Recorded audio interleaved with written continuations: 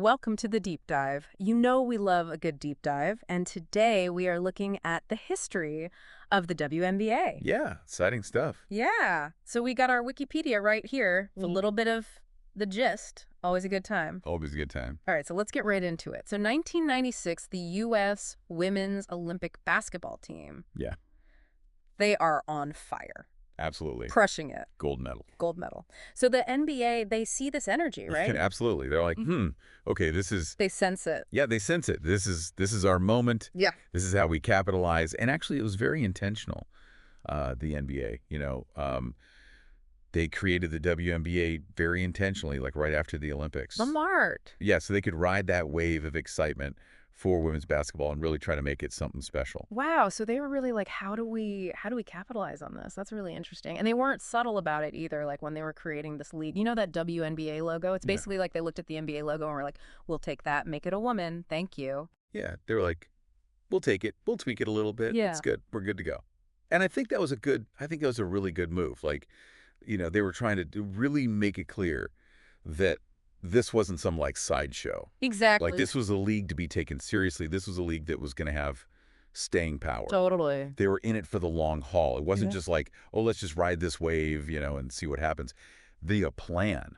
And to back it up, I mean, they had the superstars. They had Rebecca Lobo, Lisa Yeah. Leslie, Sheryl Swoopes. Legendary. And that's where the We Got Next campaign comes in. Like this was, I feel like that just encapsulates this moment. Yeah, it was such a good campaign. Yeah. So good, right? Because it wasn't just like, some catchy slogan. It was like actually a statement. It was like, we're here. Yeah. We are the future of basketball. Yeah. Get ready. I think that was also important for them at the time, right? Because they needed to build a fan base. They needed to get people invested in these incredible athletes, right? It's like an introduction. Yes, Yeah, like yeah. these are our players. Yeah. This is what you can expect. Yeah, get on board. But they weren't the only game in town at the time. Oh, no. Remember the ABL? Oh, the ABL. Yeah. Yeah, the American Basketball League. Those were the days. That must have been, I mean, talk about pressure. Oh, yeah, intense. It was very intense because you have these two leagues, right? Yeah. Vying for the top spot, vying for players, for fans, for sponsorship, resources, everything. What was the atmosphere like back then? Was it because the ABL did end up folding, which had to have been a turning point for the league? It was. It was a very, very interesting time. Because on the one hand, you had the ABL players and fans who were obviously sad to see it go. But for the WNBA, it meant they were able to kind of consolidate some of that talent. They brought in some amazing players like Dawn Staley. Remember Dawn Staley? Oh, yeah. Natalie Williams became WNBA All-Stars. So it was a period of like, kind of transition and really kind of reshaping what the league was going to look like. So we have this league that's brimming with all this talent. They start with 8 teams. 8 teams. And then they expand to 16 by 2000. I know, very quickly. Wild. Very ambitious. Yeah. And, that kind of rapid growth, it brought its own challenges, right? Because not every market was ready for a WNBA team. Right. And as we'll see, the league had to kind of adapt. They had to make some tough choices about contractions, relocation. It's a business. It is. At the end of the day. It is. It's a business. Yeah. And, so those early years they were tough. They were really about, not just wins and losses on the court, but really like building that foundation for the league, establishing their identity and showing the world that they were going to last. And speaking of leaving a mark on this league, Bill Laimbeer. So NBA fans, they know him. He was kind of a villain. Oh, yeah, a little bit. But what he did with the WNBA is a whole other story. Oh, yeah, completely different story. I mean, he was a coach of the WNBA, right?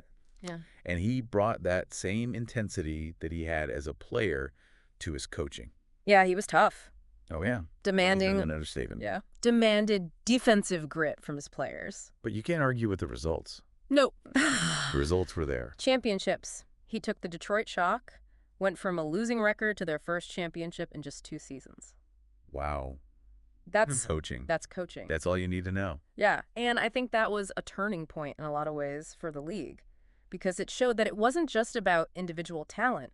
It was about coaching. It was about strategy. It was about building a team that was greater than the sum of its parts. And then came the 2006 rule changes. Ooh, yeah.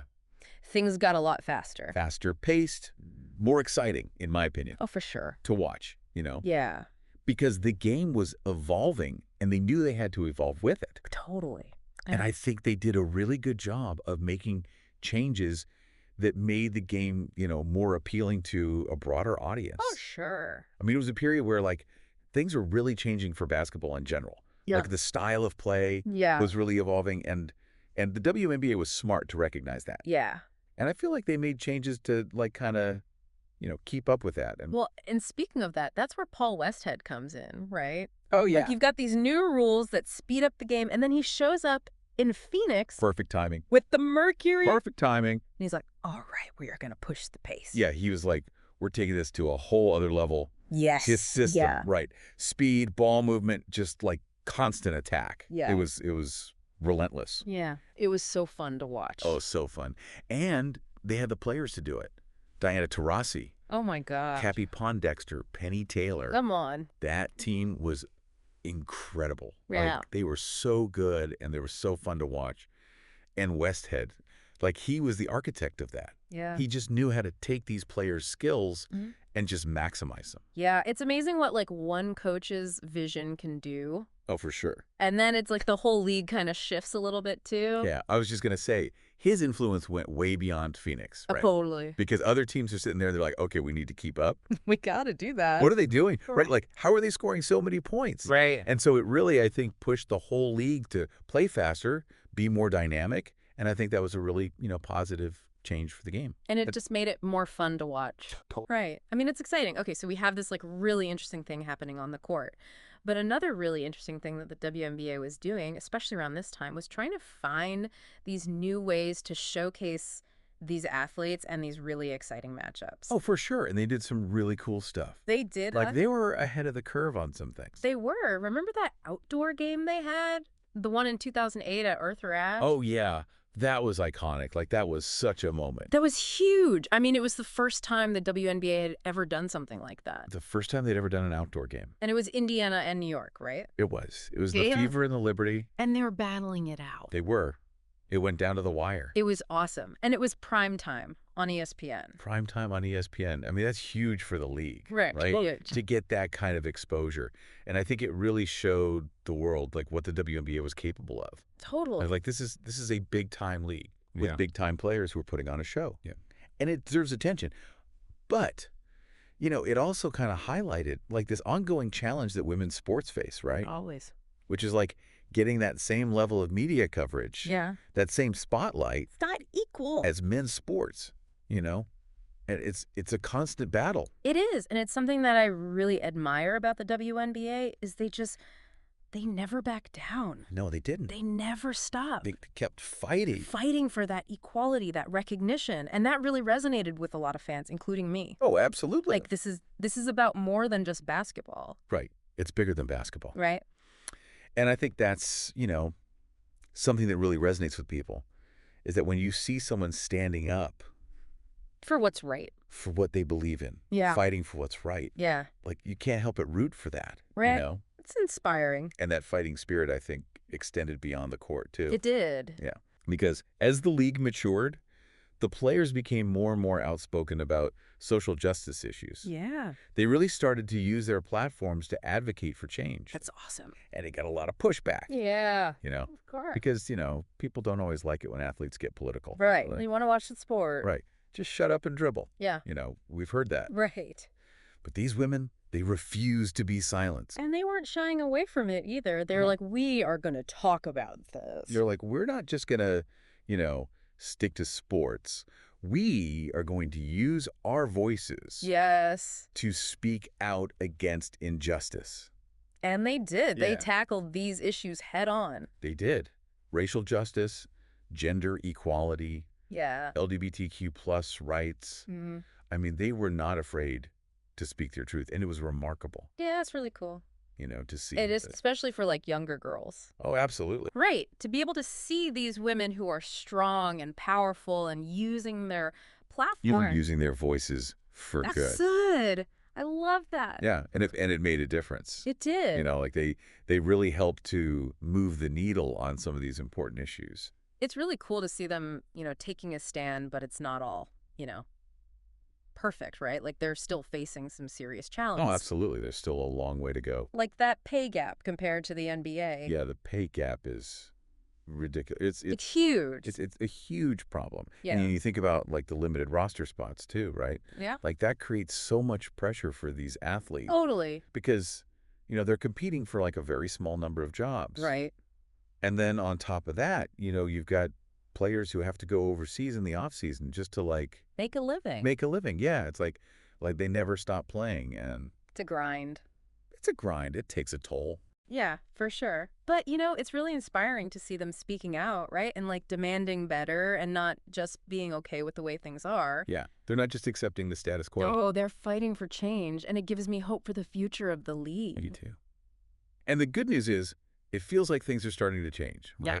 Like we're seeing more attention on the league, viewership is up, Totally. new media Yeah. deals like the one with High on Television. Which is awesome. I mean, that's a big deal. It is a big deal, yeah.